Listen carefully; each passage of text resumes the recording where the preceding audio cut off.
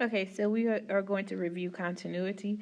If you look at the first graph, you have what we call a discontinuous function, and the discontinuity occurs, at x equals 3 right here. This is called a discontinuity, but it's a jump discontinuity. And again, the function is not continuous at x equals 3.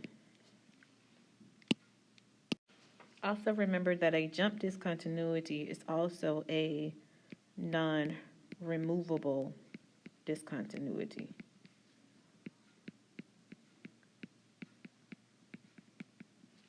Okay, for my second graph, I have a discontinuous function. The function is discontinuous at x equals 4.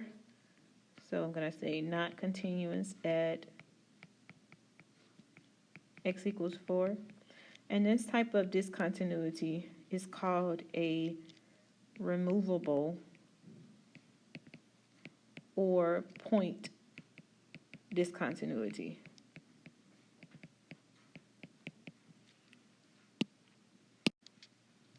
The last example at the bottom, if you look at this graph, this function is continuous throughout its domain. So this function is continuous.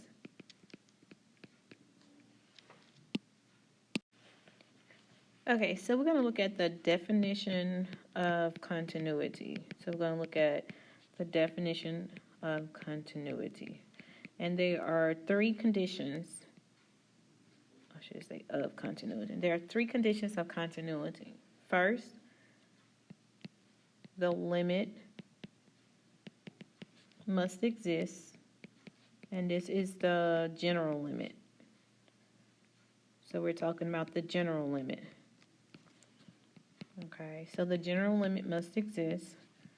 2, the function value, and when I say function value, I'm talking about the y value,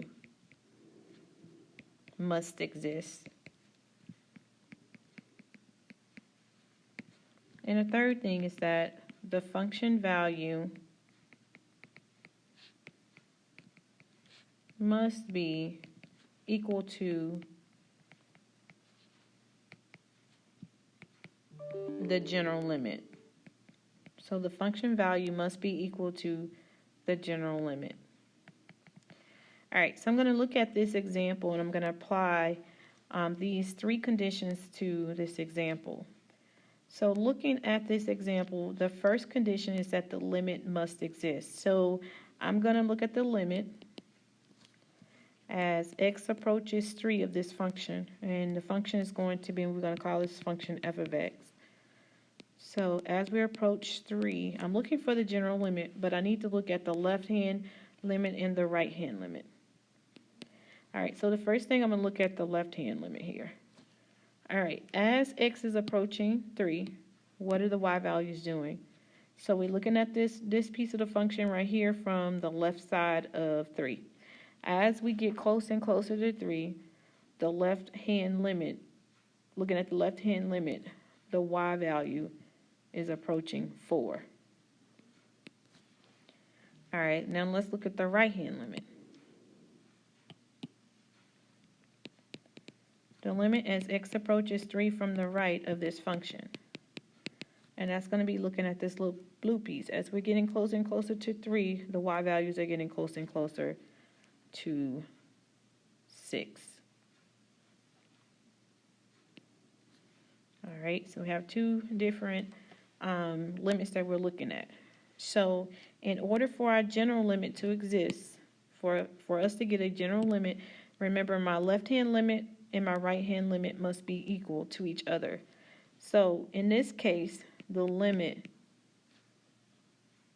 as x approaches 3 from both sides do not equal. So that means my general limit does not exist. All right.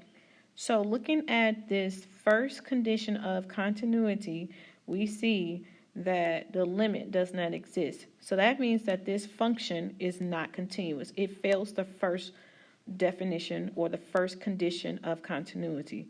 So that means the function, and we can see it on the graph as well, is not continuous at x equals 3. So that's what we're going to say for that. Okay, the next example, I want to know if this function is continuous at 5.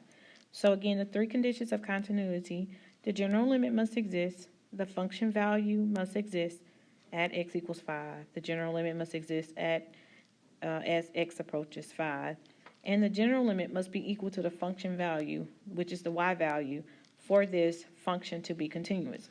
So we're going to go through the three conditions. So the first condition, the general limit must exist. Okay, as the limit